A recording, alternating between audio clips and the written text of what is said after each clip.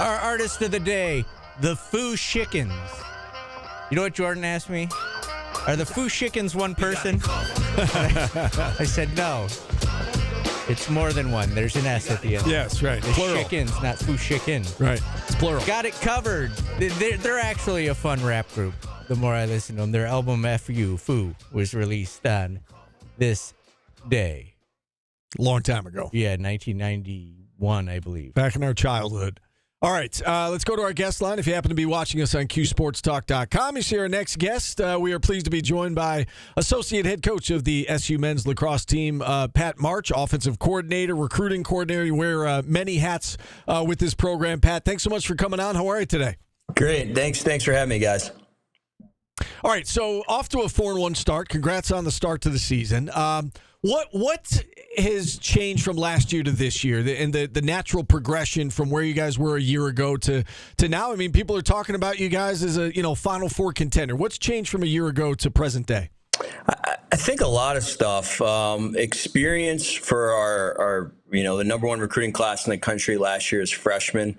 I think the experience that they gained playing a lot last year, and then we've been able to bring in some transfers who improved some areas that maybe we were deficient at last year, really between the lines with guys like Jake Stevens and Sammy English, Matt Wright, and then at the faceoff X with Mason Cohn, and then a freshman coming in and Johnny Mullen. So I think those are the biggest differences probably from last year.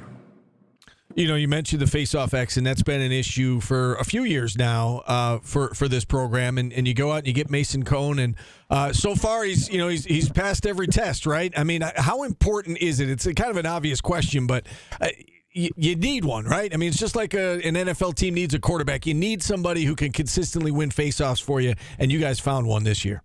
Yeah, he's been great, and as the offensive coach, it's awesome when he's scoring some goals too for us and some big momentum goals.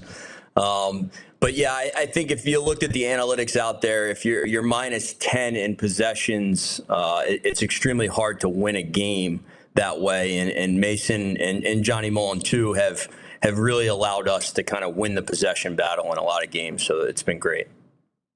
All right, so you've got a top 5 showdown tomorrow with Army in town. We're going to get to Army here in a minute, but we've seen you guys play a top 5 team already, and you played them well. You played them into overtime in Maryland, but you didn't get the win.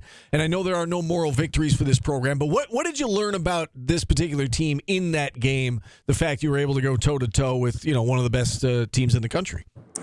Yeah, I think the fight, we went down 5-2 in the first half. We were able to score 2 goals towards the end of the first half to close the gap to 5-4, and then came out and really started the third quarter pretty hot. And just the fight and the fact that I think for them, confidence that they can compete at that level, we just need to close some games out.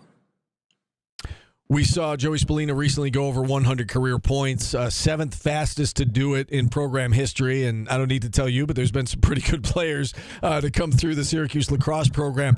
What can you say about his development and the impact that he's already had on this program in such a short period of time?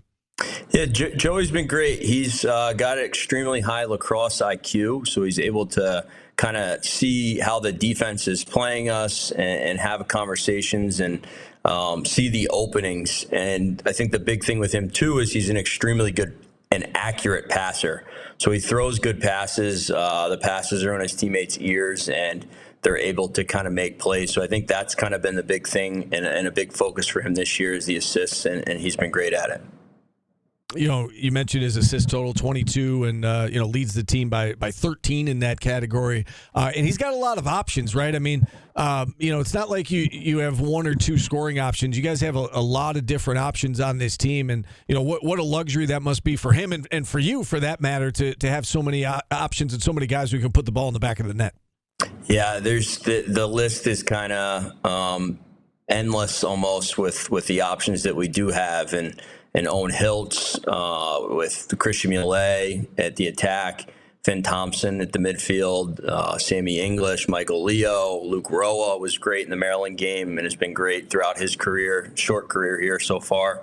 And it's just Jake Stevens has been great. Jackson Birtwistle has been great. Wyatt Hoddle has filled in. And there's guys that even aren't getting a ton of playing time that play later in games that have been extremely good in practice, too. So we are very blessed with the depth of offensive options that we do have. Looking ahead to tomorrow, it's, as we said, the 5th-ranked team in the country coming to town in Army. And the fact that it's a home game, Pat, and the fact that, you played Maryland into overtime, but you ended up losing it, does this feel like kind of a statement game for you guys where, this is it's a top 5 opponent on your turf and a chance to kind of let the college lacrosse world know that you guys are back? Do you look at it like that, or is this just kind of like any other game for you guys?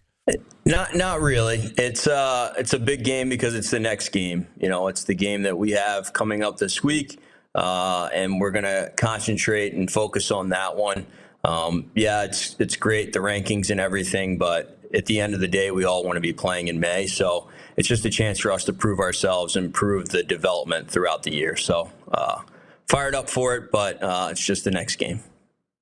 What do you make of 7 straight home games to start the year? Do you wish that there was a road game or a neutral site game sprinkled in there?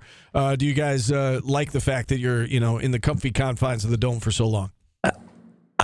Selfishly, I like it. I mean, I'm not standing out in what has become somewhat of a winter sport early in the season here with lacrosse. Sure. It's always 70 and sunny in the Dome. So as long as we're in there, I'm as happy as can be. All right, let's preview this opponent tomorrow. What can you tell us about Army, I guess, especially from a defensive perspective and what your offensive guys are going to be looking at tomorrow? Yeah, I think, Army's a team that was a goal away from being in the Final Four last year. So they bring back pretty much everyone across the board. Statistically, over the years, they've been probably the last 10 to 15 years, one of the better defenses statistically in the country year after year. Tough, athletic team, everything that you'd expect out of a military academy. And they're a little hesitant to slide. They don't like to slide very often to initiating dodges. So hopefully we'll win some one-on-one matchups and we'll be able to put the ball in the back of the net. Yeah, what do you think this game comes down to overall? Again, 2 really talented teams, close to each other in the polls, as we've talked about. I would assume the margin for error is going to be thin. What do you see ultimately deciding this game tomorrow? I think, to be honest with you, it's just the team that plays harder for longer. So if we can get out there and put in a full 60 minutes worth of work, we're disciplined. We can win the ball possession-wise. We don't really shoot ourselves in the foot. And make mistakes or unforced errors. I think we can come out on the right side of it. And just last question from me, Pat. You're not a Syracuse guy, right?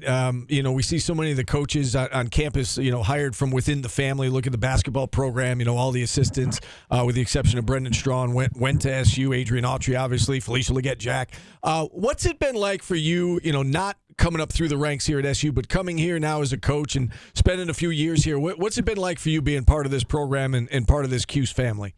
It's been great. So I will be honest. My wife is from upstate New York, who I met in 2009. And so I've kind of been a Syracuse basketball fan ever since then, because if I wasn't, I'd probably be in trouble. Exactly. So I enjoyed those years and rooting for the Orange ever since then in hoops and getting here. It's just such a special program. Getting a chance to work for Coach Desko and now Coach Gate and meet all of the alums that I grew up kind of watching play from afar in Maryland. Syracuse's style of play is just something I've kind of been aligned with what I enjoy about lacrosse. So it's been incredible and everything I could have hoped and dreamed for it to be here. Well, you've become a very important piece of this program. Thanks so much for the time today. Enjoyed chatting with you. Best of luck tomorrow, and hopefully we can talk again soon. Awesome. I appreciate it. Great to see you guys. All right, Pat March joining us here on the program. And with that, we will take a timeout. 315-437-7644. Phone lines open for the rest of hour number 1. Zach Mackey, play-by-play broadcaster for Virginia Tech, will join us at 1. And then we'll do the match game at 1:15. We're back after this on ESPN.